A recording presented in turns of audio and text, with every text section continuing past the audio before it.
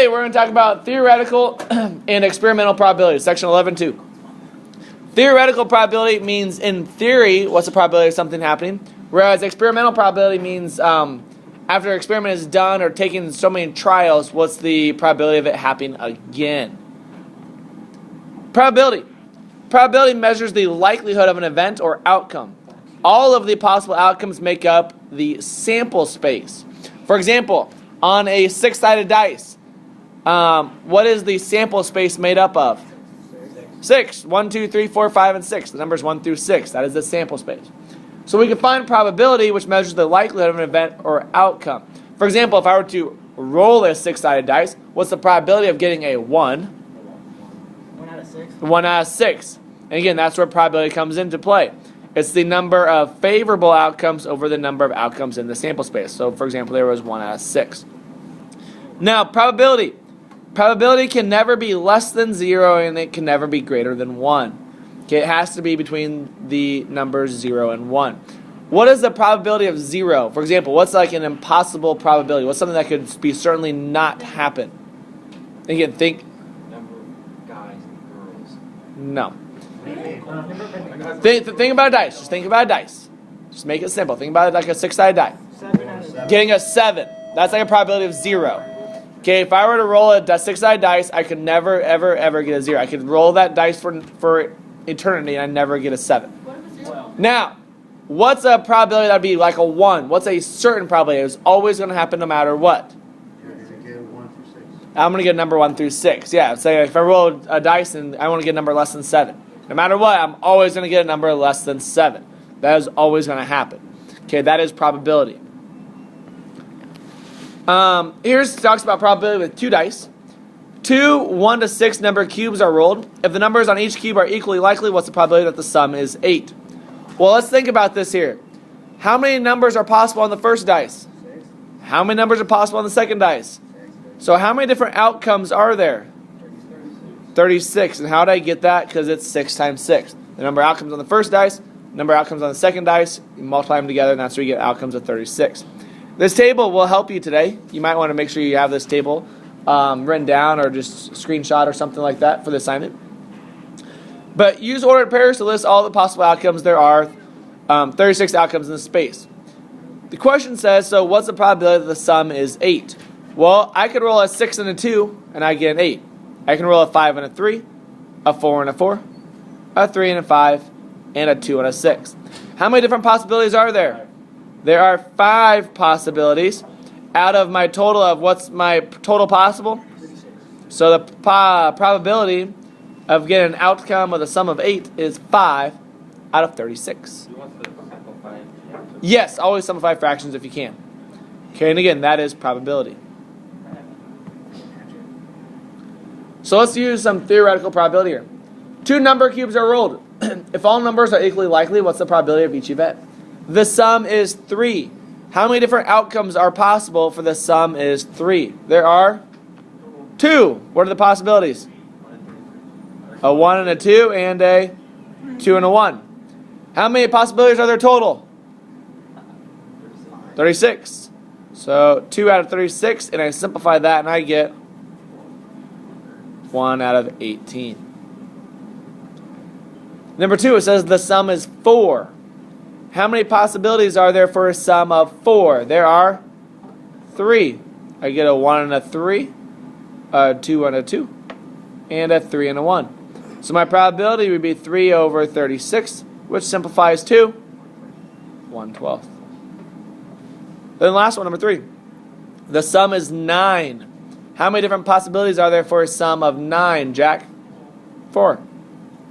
I get a 4 and a 5, a 3 and a 6, a 6 and a 3, and a 5 and a 4.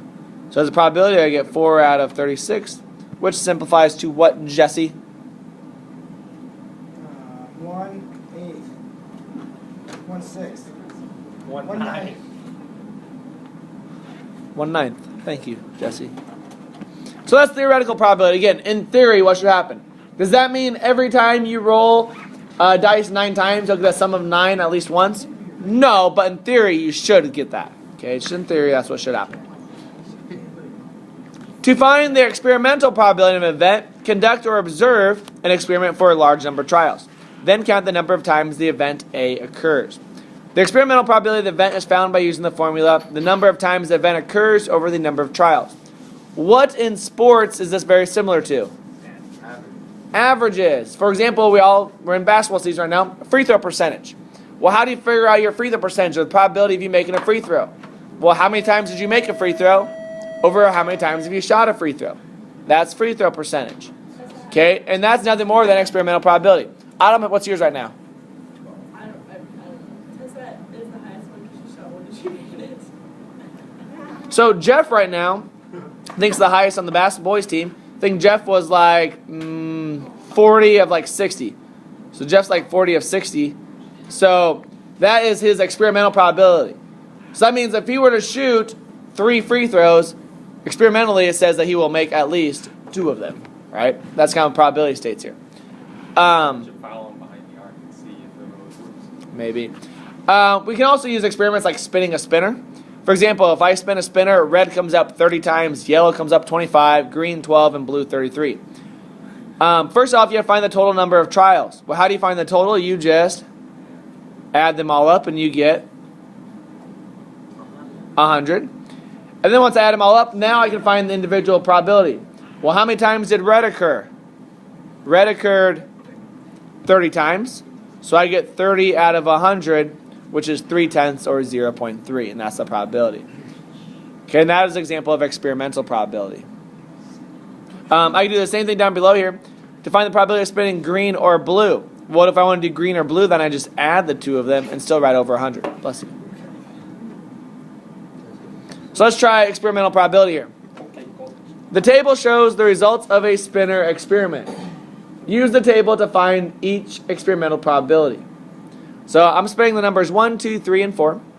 1 came up 15 times, 2 came up 10, 3, 8, 4, 22. What's the probability of spinning a 3?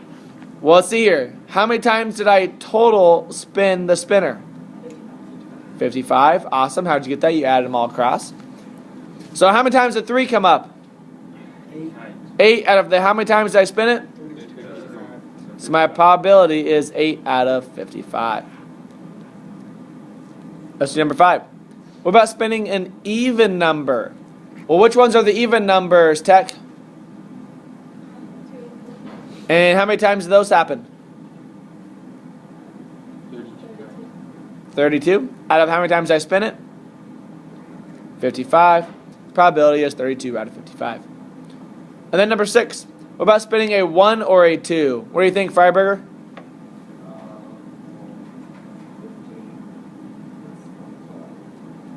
What'd you say? 25 out of 55. And then can I simplify that? What do you get when you simplify it? 5 out of 11. Nice job. Okay, that's experimental probability. Using these same probabilities. Take a couple seconds and try these 3. These are theoretical probabilities. All right, number 7 here. Quiet. A farmer has 4 sheepdogs and 3 beagles. If he randomly chooses a dog to accompany him on a walk, what's the probability of him taking a walk with a sheepdog? What do you say, Sequoia? 4 out of 7. Nice job. Number 8. Gordon spins a spinner with equal sized sections numbered 1 through 6. In one spin, what's the likelihood that the spinner will stop on a 1 or a 5? Isabel's? 1/3. And number 9. Oak trees shade 30% of the Fitzgerald's backyard. What's the probability that someone staying at a random point in the backyard will not be in the shade? Pat? 30 out of 100. 70%. 70%. Because it wants the one that is not in the shade. This is also called the complement. Okay? The complement, now again, some people get confused by this because they think complementary angles. The complement is like the opposite of probability. So if it's 30% in the shade, the complement means what's not in the shade, and that is 70%. Alright? Next thing we're going to talk about is geometric probability. Geometric probability is using geometric shapes for probability. For example, find the probability that a point chosen at random inside the larger square shown here will also fall inside the smaller square. Well, to do that, I just need to find the area. What's the area of the bigger square? 36. 36. So that's 6 times 6. What's the probability of the smaller square? 4. So the probability of it getting the smaller square as well as the bigger square is 4 out of 36, or 1/9. Okay, so you'd say basically if you were to throw darts at this thing 9 times, you should hopefully get it once. Let's hope. Hope. Do you know there's like a baseball darts? Yeah, it's awesome. I love to play it. It's pretty cool. Take a couple seconds to try these 4. Same idea, now we're using experimental probability. Number 11. What's the probability that Frank's next throw will hit white? What do you say, Lane? No. 2/19. Thank you. What about number 12? Frank's next throw will hit blue. What do you say, Freiberger? 12/19. Number 13. Frank's next throw will hit either red or white. What do you say, Devin? 7 out of 19. And number 14. Frank's next throw will not hit red. What's probably that it will not hit red? What do you say, Shunks? What? That it will not hit red. 14 out of 19. Good work. And that's probability right there. We're going to do odds? There's your assignment.